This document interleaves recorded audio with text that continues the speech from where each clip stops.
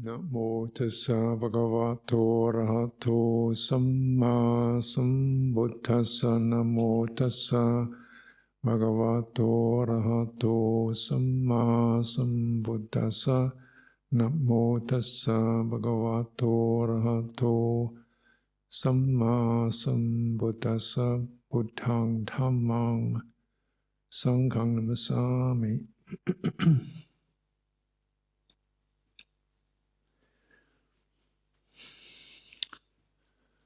So here we are, the gathering, and the gathering is gathering momentum and gathering people and gathering energy, and I don't feel a flagging of energy. I think certainly I feel a gathering of enthusiasm and meaning as to what the occasion is about. A real beautiful presentation of celebration, acknowledgement, gratitude, and harmony, and that's exactly where the Luang Por Sumedho wanted to have Amaravati as for an occasion such as this, when Sangha could get together and, very important. So we kind of come out of our separate locations, our separate ways of doing things, little idiosyncrasies just merge, and really cleansing process and harmony process. So it's certainly lovely to see so many people coming from all over the world. It gives us a sense of just how wide and deep and diverse this dispensation can be without losing coherence. It still remains integrated, whole, unbroken. So I began a modana to the Amaravati community, Ajahn Amaro and Ajahn Rato, but of course the whole community for putting it on, for being willing to undertake it and doing it. I've looked around and I see just even the men's side of things. There's a lot of little tents and people 6 in a room, and people live on blankets in various corners. Every time you open a cupboard, there's somebody living inside it. And I also get a lot of good, warm humour, and people really enjoying themselves, the way I see it. So actually it's marvellous, really. And clearly all the sisters have contributed, and everybody's contributed. And I don't feel a sense of strain or anxiety, of getting it all right. So that's beautiful, that there's plenty of open space also, so it's not too rushing from one thing to the next, and just letting nature take its course. When you've got this amount of seasoned summonerhood around, then it's not going to go far off. It doesn't need a lot of detailed steering, and that's also a beautiful sign.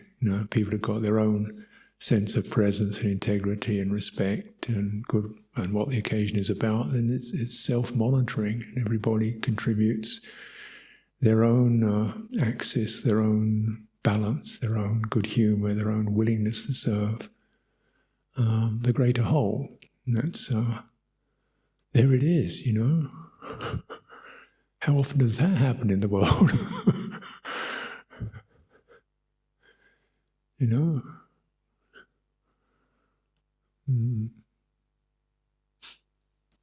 Yeah. I mean, just looking at the flower arrangement on the shrine. I don't know who did that, but my goodness.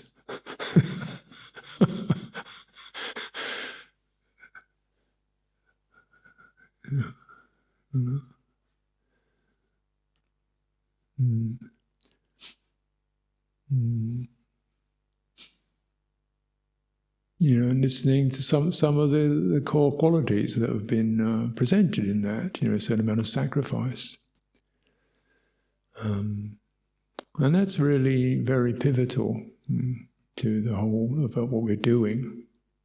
I was noticing just Ajahn Viradama lightly touched on it the other day, when he said basically how he got here was when he was in Thailand for a few years and just settling into life at Wat Pa Pong and Nana Chant and so forth, and then go home, visit parents for a few weeks, then go back to Thailand, actually visit parents, then got a message, don't go back to Thailand, go to live in London instead.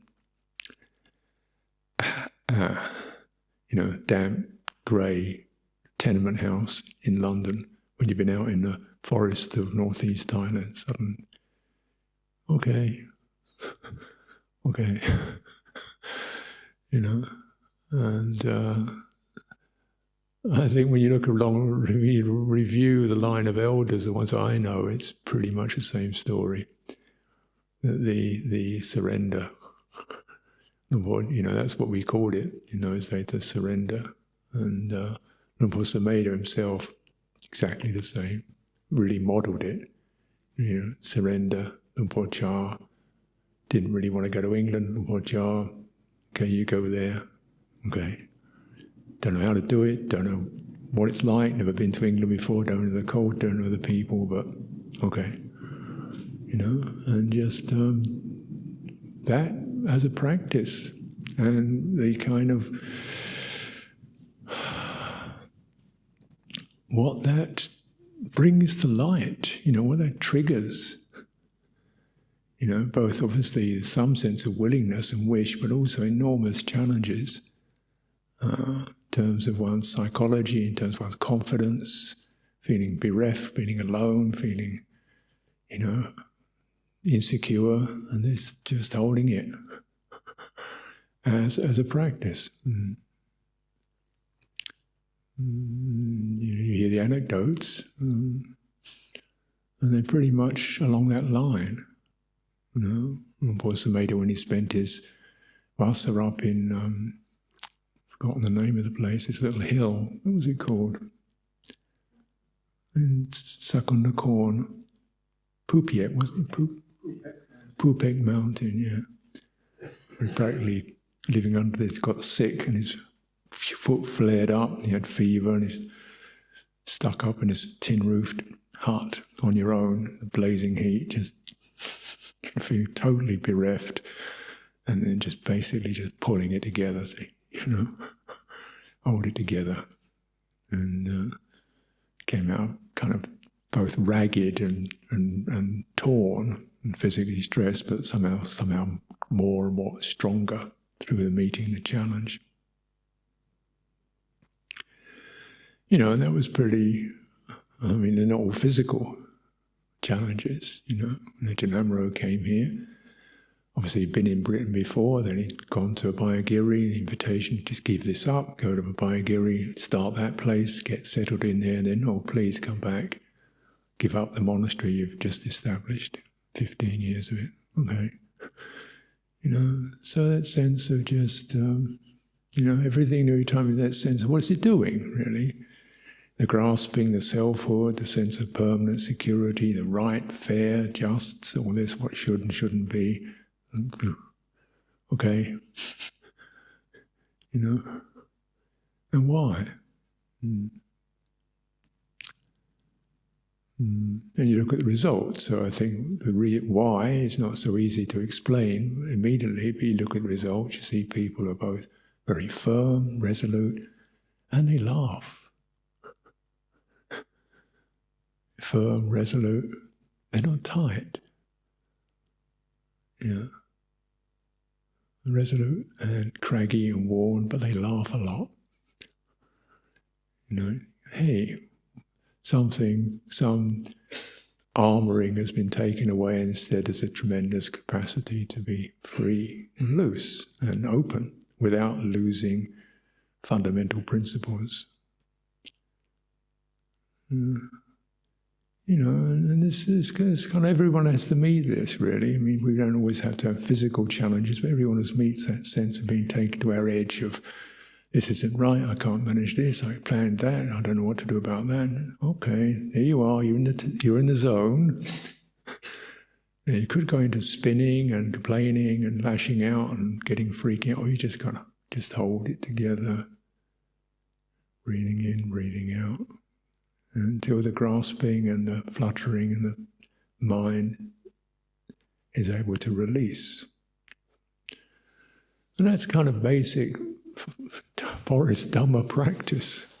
Whether you're in the jungle or you're in the city, that's forest Dhamma. In some ways it's not particularly refined, in some ways it's just very refined, because what happens is it brings to light the pieces that I have to work with, the little pieces where I start to get a bit twitchy and, yeah. So it's kind of both very open, and yet it also brings up our triggering points, our flash points, our places of holding on, our places of security, our places of identity, and how that shifts and changes. I mean, you come to this situation like this. I think when last I came to Amaravati, okay, there I am visiting Ajahn Sucitto, and then on the top of the line, every day I get further and further down the line. As more and more elders come in, and suddenly I'll be doing the dishes next, cleaning out the spittoons, which is fine. I don't mind doing that either. But, that's the way it goes. When you when you want to be somebody, be nobody. When you want to be nobody, be somebody. When you want to just disappear and be left out, and then, oh, please, Ajahn, come and do the thing. Then when you want to hold on to something, oh, just disappear, And when we want to... So it just really works your identity patterns. The sense in which you want to vibhava, just disappear, and bhava, you want to become something permanent, and allowing the flexions and flows. And that's the kind of, this is the course. A place like Amaravati, for example, a group of people who really quite value living quietly on their own, build a place where hundreds of people will come and visit them.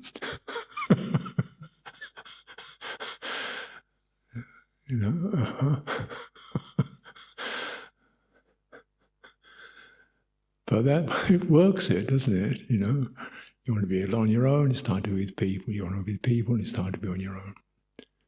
And then but you can't even determine when that's going to happen. Follow the group harmony. And that's an extraordinary template to sense and measure, get a feeling for. And that is in a way the definition of Sangha. Those who can live in harmony. If you're not that, you're a recluse, but you're not a member of Sangha, really.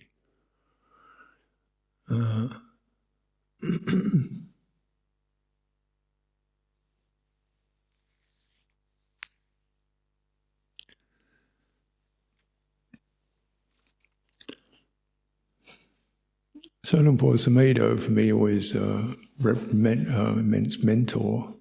I think everybody who means well deserves a miracle sometime or another, and Luang Por Sumedho was my miracle.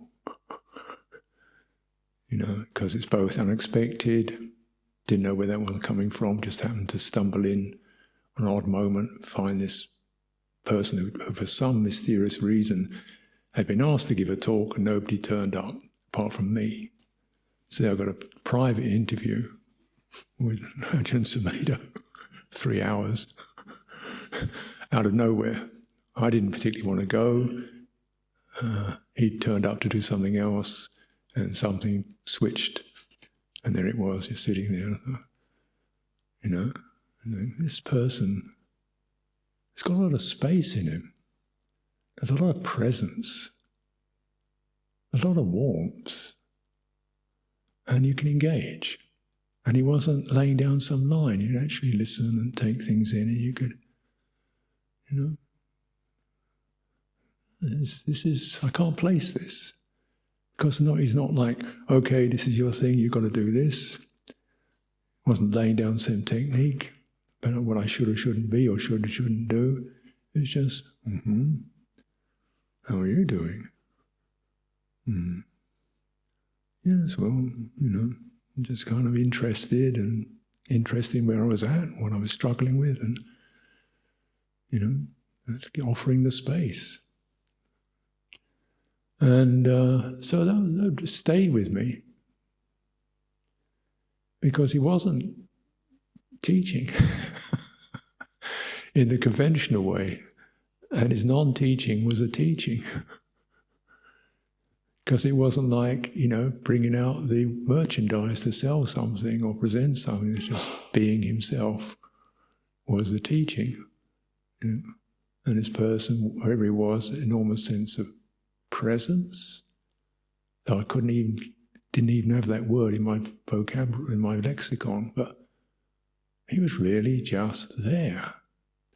And he wasn't regretting something or worrying about something next, or planning something, and his body was totally steady and still but not rigid. He was comfortable, he wasn't twitching or fidgeting around, he was just sitting there, and there's a kind of sense of ground presence. But nothing hard about it. And there's room, you could move into it. What's that? So, as things happened, when I had to go back to Britain because of my father's decease, I thought I'd better go and see this, because I was losing it badly. I didn't have any real experience of being outside of sitting in a meditation center, quiet, left on my own, doing a very high degree of micro-scrutiny of sensations and so forth. I didn't have much experience of how to manage, moving around in the world. I was really so ungrounded and unaware. It's like raw. And there's this crazy world flooding in. And the sanya of Britain and family and all the stuff going on. I was just almost overwhelmed. I thought I'd better go down and see Sumedho quick. I heard he was in London, so I don't know, I got somehow jumped a train or something, got down to London and rolled up the door, banged on the door, and door opened, there's this big man saying, "Hello, I recognise you, come in." And then there was this presentation. There was himself and Ajahn Dhamma and Nando, and Jamajira, who was in Anagarika, and a few others. And they were just kind of something about they lived together. But where I'd been before, we weren't allowed to talk to each other. We lived in little huts, we weren't allowed to talk to each other because we had to meditate. But they talked to each other. And generally in kind of good humoured ways. And they had the meal together. And then they kind of looked, and they all sort of did something, like they'd take his bowl, Ajahn Sumedho's bowl, and they'd look after him. I was looking at all this culture presentation. Yeah. And I don't know what this is, but this is kind of like this is a life. This is a life, and it's got these seeds in it. Where there's obviously relationship. They're just eating one meal out of the bowl. There's renunciation. There's relationship. There's good humour, and clearly, they're all giving up to the situation. And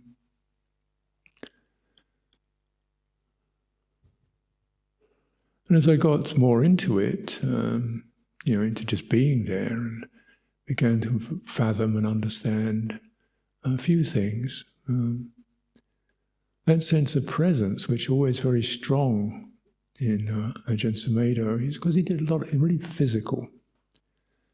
He did a good amount of physical exercise, and quite strenuous.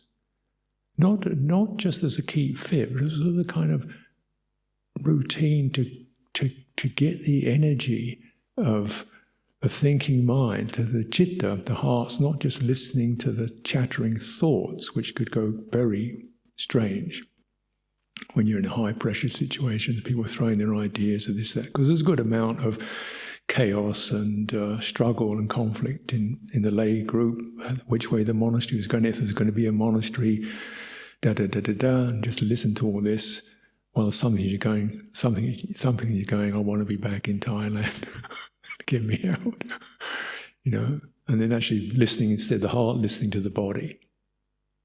Just the energy in the body, getting it into the body, doing yoga, stretching, exercising, just bringing it back into the body, bringing it into the here and now. Is basic mindfulness of body, which is fundamentally, the body is always present. It has no future, no past. It's always present. And it doesn't plan. And it doesn't have choices. It's what it is. And it's coming back to that again and again. And I can see that's what that's one of the things that enabled the primary strength that's needed for meeting those challenges.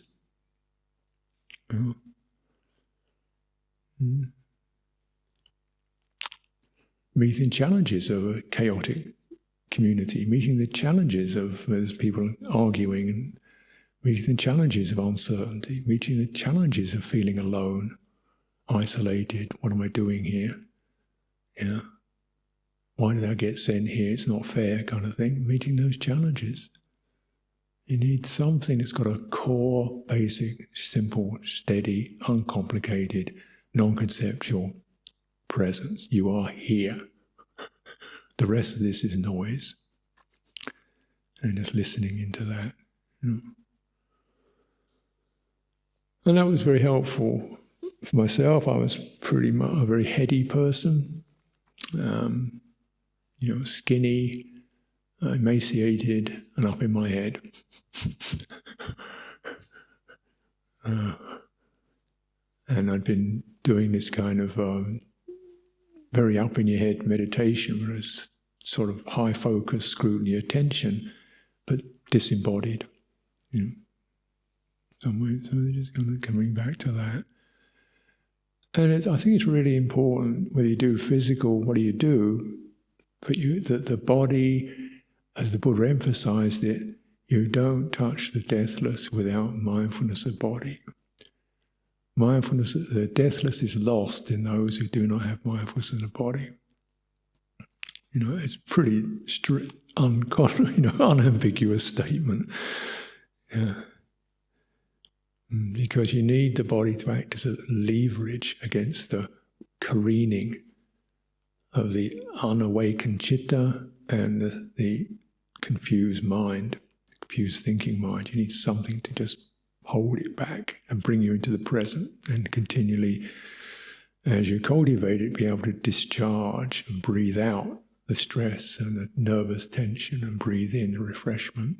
So then you see that as an enormous counterbalance to what samsara brings.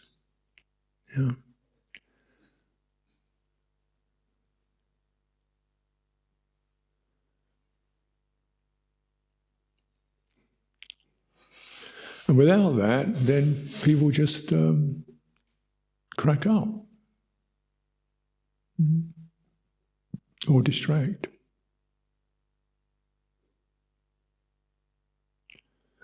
Or go fanatical, or definitely lose the middle way without that grounding.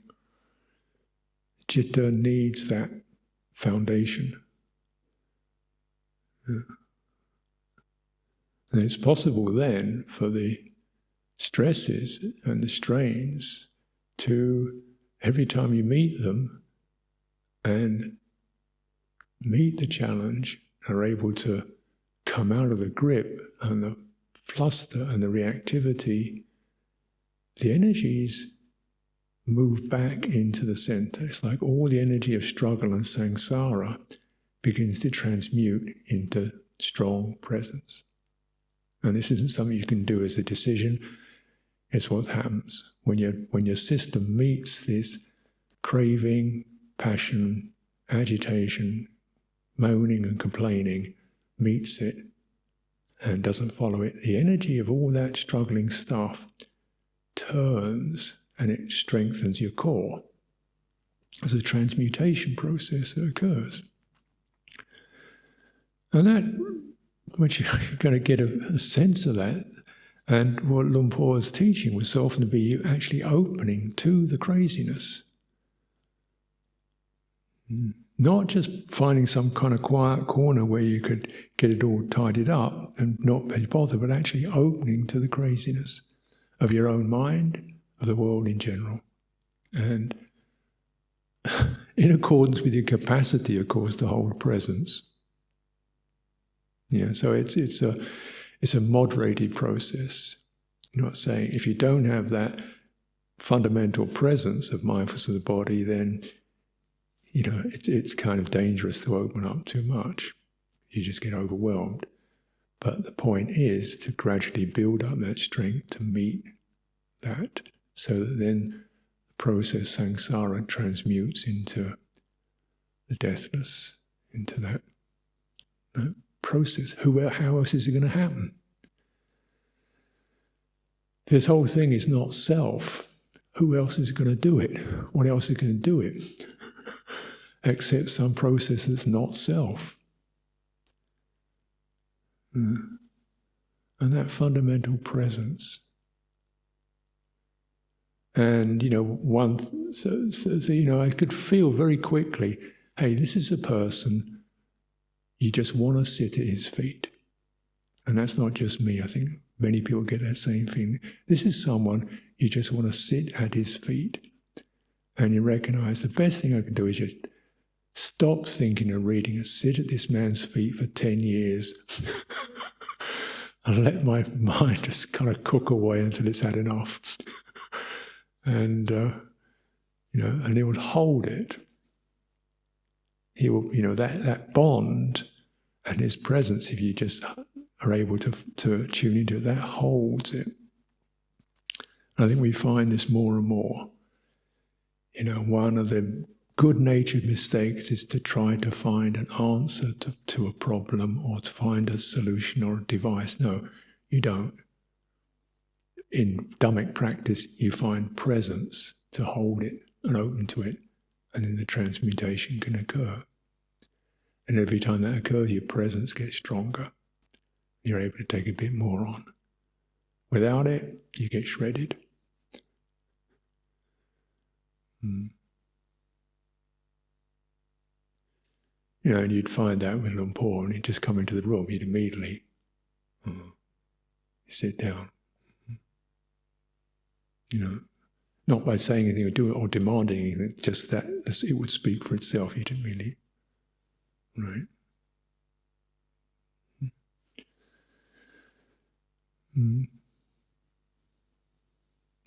The other, obviously I could say a lot, but the other feature that I really got pretty quickly and ongoing was sila, or ethical sensitivity, and revising and revisiting that. And with Luang Por Sumedho actually as a Vinaya exemplar. People often talk about his Dhamma, his meditation teachings, but what I noticed was the living example and the way he would talk about Vinaya is actually a very profound teaching and teacher, because it was not actually the books. And I don't want to decry the books, but I can read a book. I'm not stupid, I can read a book. I can get the idea of the do's and don'ts. But to see the modulation and the moderation and the livingness of it all, and the refinement of it, and the span of it, and to say, oh yeah, that's part of it too. So Vinaya discipline, training. When we think of, certainly most of us think of morality, we think rules or laws. And that's, but the laws are something you kind of have to conform to. And rules are something you just kind of do the same thing. They're all top-down rules and laws, and they're abstract, and they're principles. They're abstract principles you have to conform to. Well, the symbol of sila in Buddhism is a flower. It's not a law book. It's not a set of scales. It's a flower. Something that actually has got a natural opening quality to it. And it's fragrant. They say the virtue of a wise person is like the fragrance of jasmine. It's not righteous. It's sweet. And it says it pervades everything. You can detect it. The absence of hatred, the absence of grasping, the absence of manipulation. It's got a lovely flavour to it. And to me that was very helpful. So see, this is something he'd obviously, trained in a lot. And, Wat Pa Pong, one of the features of renunciation, patience, endurance in almost teaching, which he exemplified vastly, and something called Vinaya. And you want to open the book, and it's not quite like that.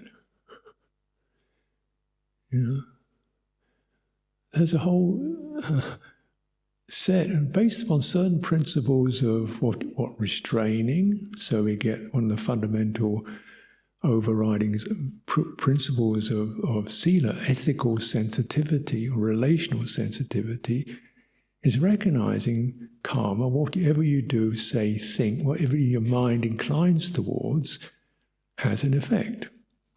Whatever your mind inclines towards. Not just what you say or do, even you kind of give your attention to.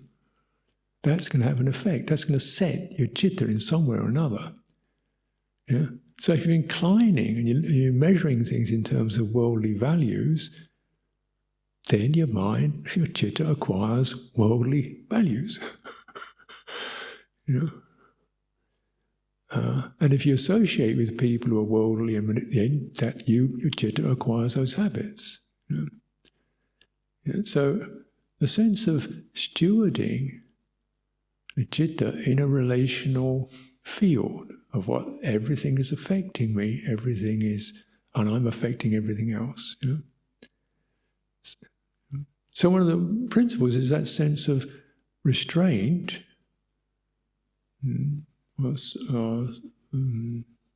Samvara. Samvara really means something like that, just a centering, always things that tend to run out, or you spin out into momentum. You reach out with an impulse, or you flare up into some excitement, or big project, or you go off into a rant about something or the other. Just wait a minute, just catch the energy and draw it back. Restraining. Doesn't mean compressing or even censoring, but actually keep it within your own field and just begin to contemplate the energies and draw it back with presence, bodily presence and steadying the heart.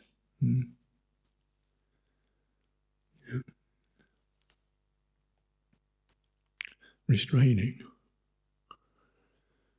And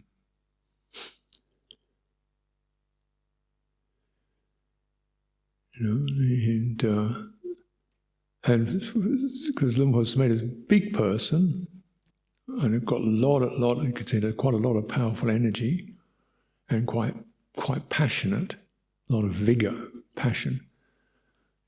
So he could get steamed up. Sometimes when he got riled, it was certainly a hair. Whatever hair you had on your head was raised. If you had any. He didn't. But then just kind of restraining, and which is his main thing, just restraining according to the Vinaya. So, particularly with these, we find the English Sangha Trust meeting in the early days, there were lots of squabbling and opinions and views, and you just have to, feel get exasperated and just kind of hold it back. Hold it on. And then, so at the end of the day, you just sit there looking at a casino on the wall, which is kind of big disc, and you just sit there looking at that and letting all the angst and the passions and the irritation just, drain. But thankful to have restrained the impulse to get, to add more opinions and views or so on. Yeah.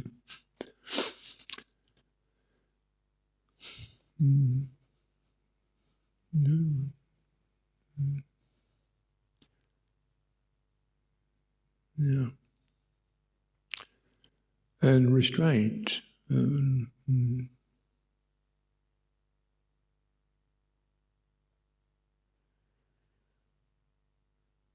So it's not just restraining the sense faculties, taste and touch and sight, it's mostly restraining the indriya, the energies that want to rush out into, blaming or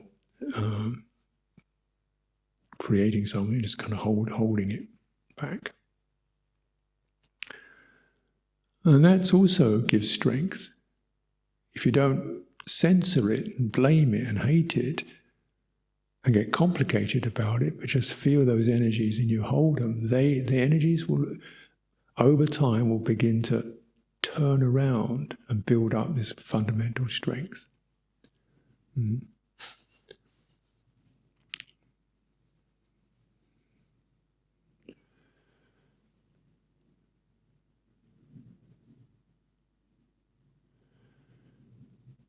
So a lot of it's about what we don't do. And he was always very good at contentment and modesty, as an exemplar of that. So we all, in those days, early days at Chithurst House, we used to all jump, be crammed up in rooms, and he never, ever expressed any degree of dissent or discontent with that. When he came to Amaravati, he chose the worst room. There were large rooms on the south corridor.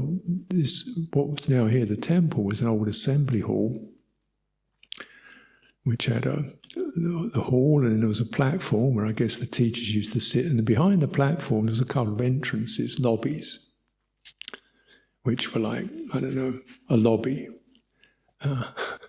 In other words, like, 7 foot wide and 8 foot long or something like that. And they had one window in it, because basically just people walk through it. People hang their coats or whatever, and then walk into the hall. So it was just a passing through a lobby. So it was just one little slot window. And these places were unheated. And he said he'd want to live there. So he'd live there.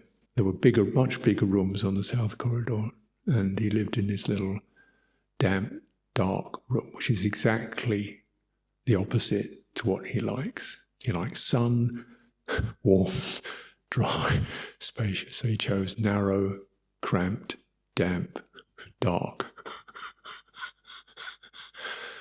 I never heard a single murmur or even a comment on it.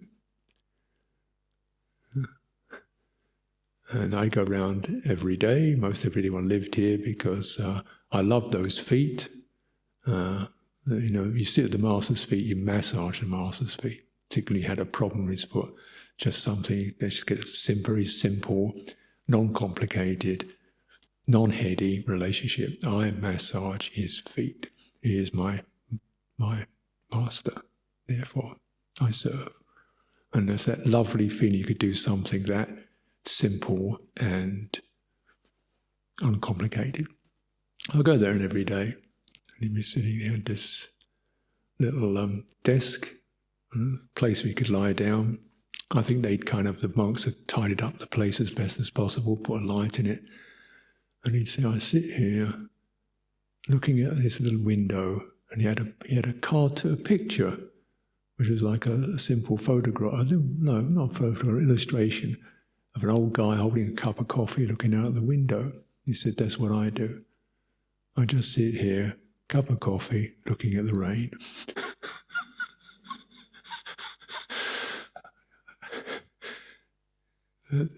Just be an old man with a cup of coffee, looking at the rain. Huh? What's that? What's so good about that?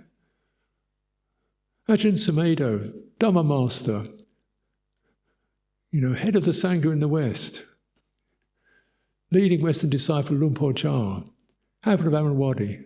No, old guy sitting in the damp room, looking out the window at the rain.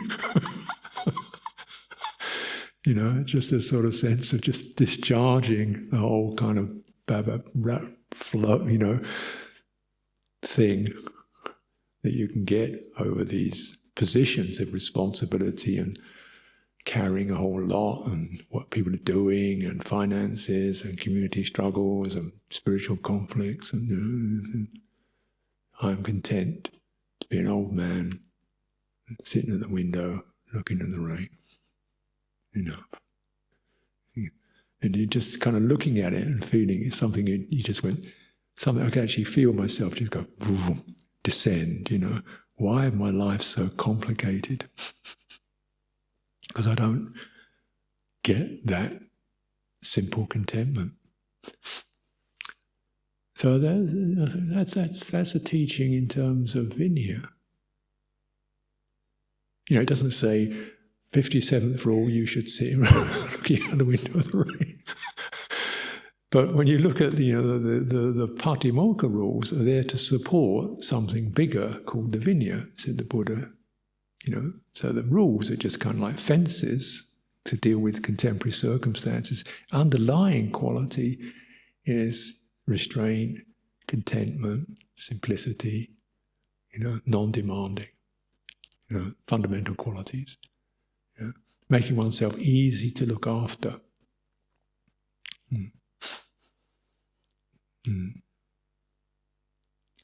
I remember one time when we were at the early days at Chithurst, where there was no bathing facility, but they rigged up one shower, and the men would use it one night and the women would use it another night. There was one shower in an outhouse. You get a chance, you get your 10 minutes, splosh down. Never heard anybody complain about that. And I think one of the early times a group got invited out for a dana. So it said, the English people are offering dana, we should go to receive the alms food. So he went with about 4 or 5 others. They came back and looked quite quiet. And we received dana. We received their offerings. End of that. Later I found out some other monk, actually they only gave us a couple of buns and a cup of tea. They didn't understand what the meal was. But he never said anything, just we received the offerings of the laity. Yeah, okay. That's what you do. He went to Mount Kailash, and he got turned away at the border. Ended up, rather than having this fantastic pilgrimage around Mount Kailash, they sent him back. So he found this place in Nepal, and all they had for him to eat was cornflakes. So he used to have hot water and cornflakes while he was staying in this little monastery in Nepal. So Mount Kailash, Tibetan pilgrimage, holy sites, Buddhist pilgrimage turns out to be just spending a couple of weeks in a broken down monastery in Nepal eating lukewarm cornflakes. That's a spiritual pilgrimage, all right. Would you like to do that?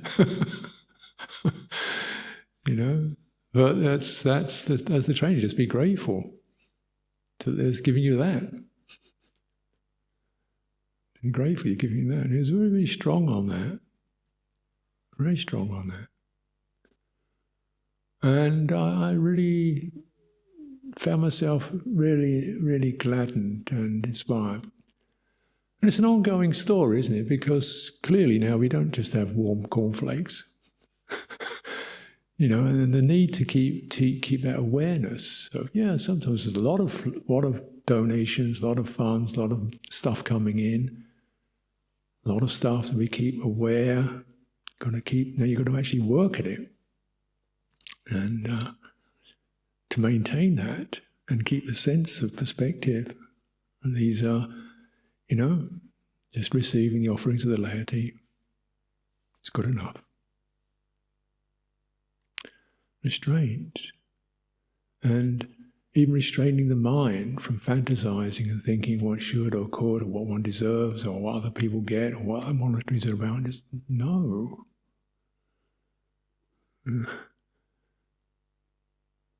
They never complained about other monasteries either. Never criticized.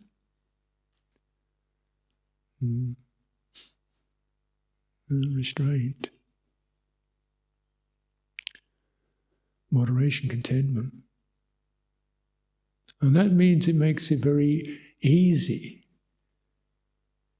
You know, the overall sense of sila and morality as an underlying quality is it like the flower, it opens so that it makes more and more ease and harmony in the world.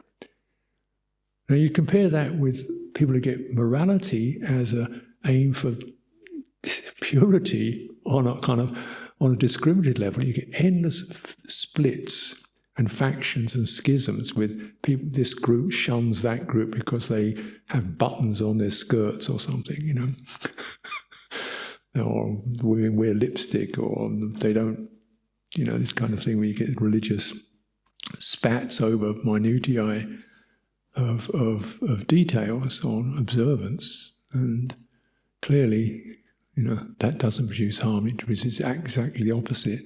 And yet people can say we're being really conscious of moral standards. Yeah?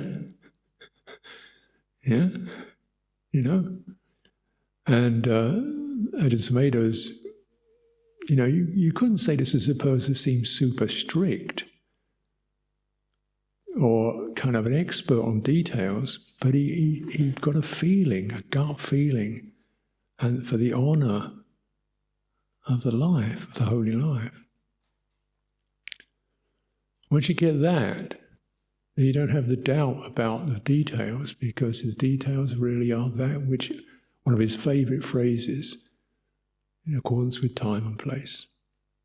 And sometimes he'd go through these books, we'd have video readings, and he would read the commentaries, and he'd say, you can reflect on this, practice in accordance with time and place. So you kind of like, does that mean yes, no, maybe, no? Practice in accordance with time and place, according to your own understanding. Right. And then you learn. Of course, you make mistakes. And that's normal. You make mistakes. You lose it. You lose restraint. You get indulgent. And then you observe the results of that. Learn from that. And then you're always able to vinaya, you always start again. And that's the way you learn. So the sense of kind of ultimate standard of strictness that you've got to maintain all the time was not something he ever mentioned.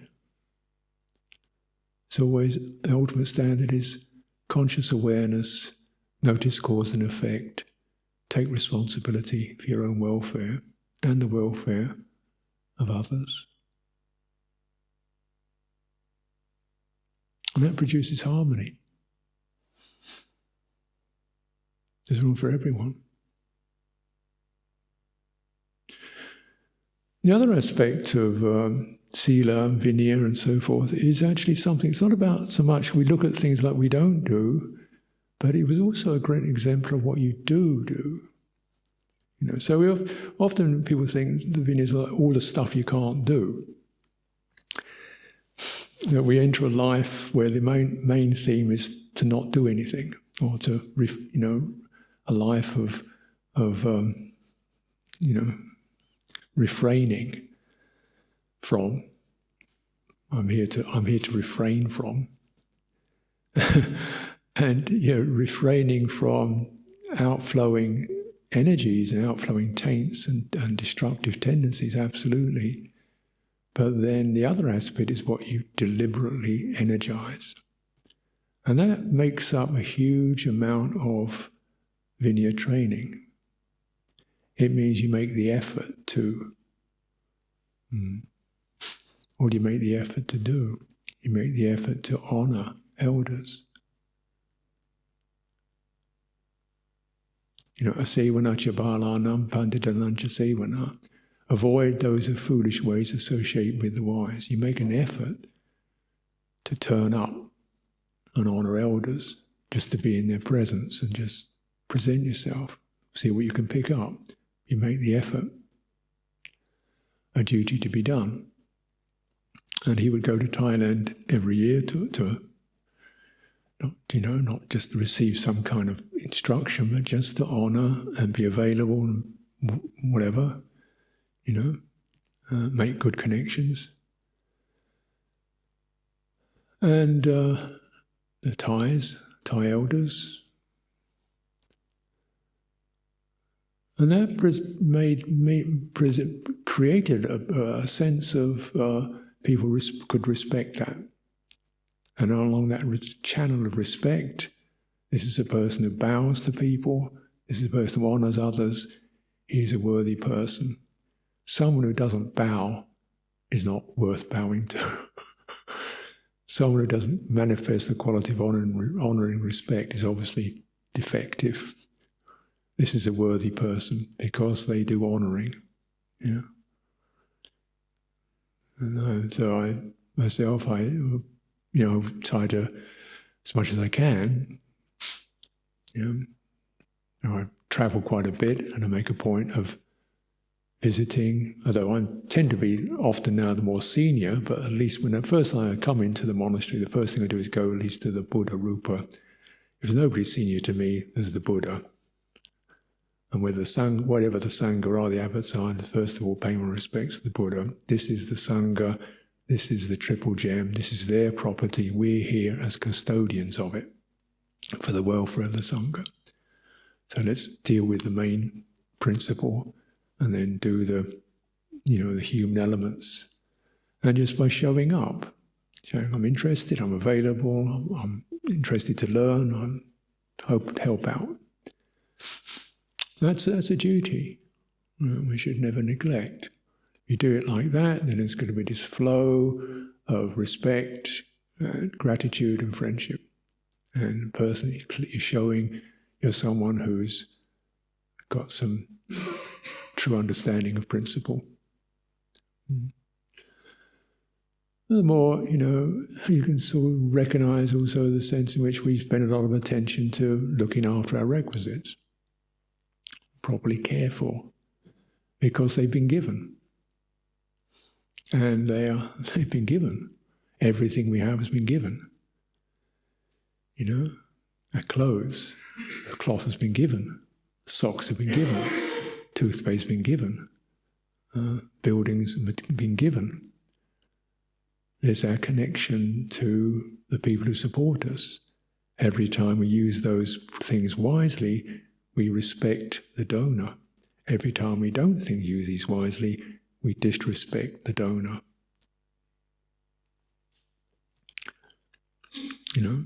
People who are offering things, then that quality of their faith, their generosity, has to be respected. And you can't meet them, you respect their offerings. Because otherwise it's not Vinaya. It's not in accordance, it's not harmonious, it's not furthering. And you start saying, don't want this, well, that, storing it up. So we look after these things, not because we're obsessed with possessions, but because they're representations of people's Dhamma practice. faith, their efforts, their energy. They're representing that. You want to encourage this in the world.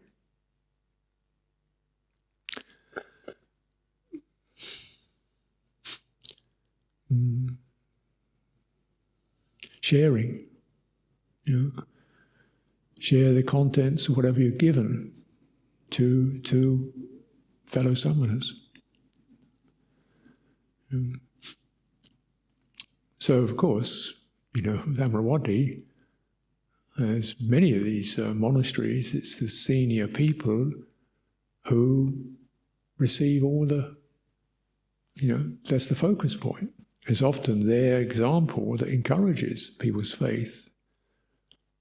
And people's faith express their faith by offering support. And the senior person then distributes it. Everybody. Everybody in the monastery. And there's a particular recitation we do when there's a big offering. All these offerings, a portion goes to the elder, the rest of it's shared out with everybody, who lives in the monastery according to the precepts. So that's sharing. And of course, this place has been, I won't say funded by Ajahn Sumedho, but there would not be Amaravati at any level without that colossal example that inspired and attracted the generosity of many people throughout the world. And, and that's something that one doesn't seek alms, but in a way it makes, as a senior person, you're even more careful to never hint or suggest, so that it's always a very pure, and you're even more careful to not hold it yourself, because the temptations of religion have always been money and power have caused it to break down. So whenever that comes, you want to spread it. Spread it. Yeah. And so from his dana, parami, his chaga, his giving up, immense, we all benefited in many ways.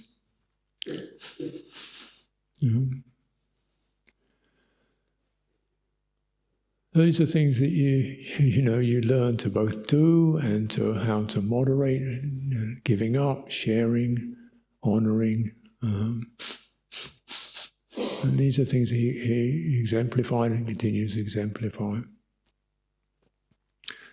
You can also look in terms of the way that this cultivation is about both yourself individually, because you're going to get the results of feeling clean and clear, and that your mind isn't festering and grasping and manipulating and concerned with what you're getting and what you're not getting and who's getting a better deal.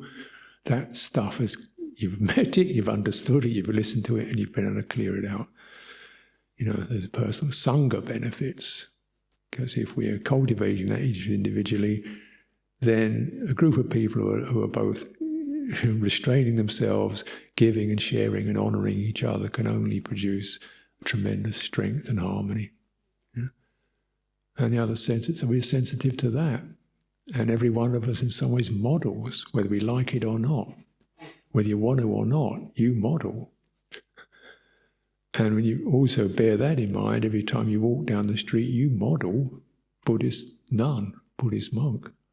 Whether you want to or not, you do. And are sensitive to that.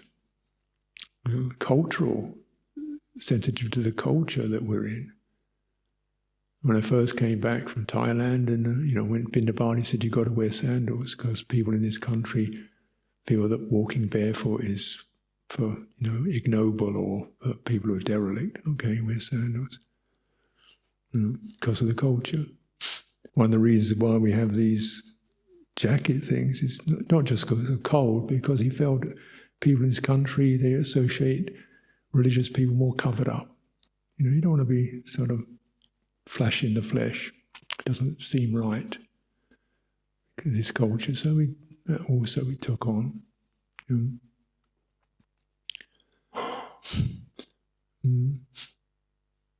So that sense of, how are you affecting and how you're affecting other religions. Like we used to have every I think once a month or so, we have a kind of interfaith gathering here. There was a nun who used to live down the road in Great Gaddesden, Miss Sister Mary. Sister Mary, was it? Sister Mary. And, she was an elderly nun living on her own. So she'd come up. We'd try and invite her to come up, look after her a bit, and we'd have, I think, a Friday night or something, sharing circle where anybody could say their bit, about their insights or their practice or the religion, and she'd be there. And she'd feel actually in something. Yeah. And that resulted in, that kind of attitude resulted in a huge interfaith symposium we had here, where we had all the kind of Christian monks and nuns, and there were various Hindu and Jewish and, I don't know, a whole range of religions all participating in this called Faith in Awakening. And it was great, because eventually all the dogmas disappeared and people were talking about the struggle of having to deal with other people and live in a monastery. Or what happened in the kitchen. Suddenly the ideas of Jesus and the Holy Spirit all just kind of disappeared. You got down to the nitty-gritty of what it's like to be to make any kind of moral stand and any renunciate principle, and any sense of going against the tide of samsara and the human conflicts and struggles. So it's tremendously warm and friendly. And that, again, people, that example, Ajahn Sumedho, people come, welcome everywhere, every door opens, because he doesn't start claiming he's higher or better, and we've got the right way. And that was, so you don't need to know who's got the right way, just make sure you've got your own balance. That's what counts. Yeah.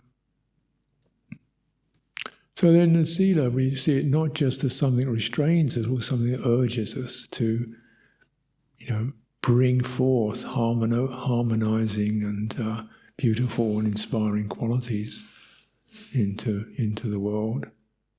Yeah. And these are what I sense are occurring here, something you're already doing and occurring here. So I like to offer my appreciation, gratitude for everyone participating and following those big feet. While they're still around, follow where those big feet go. And this is the way we honor our teacher.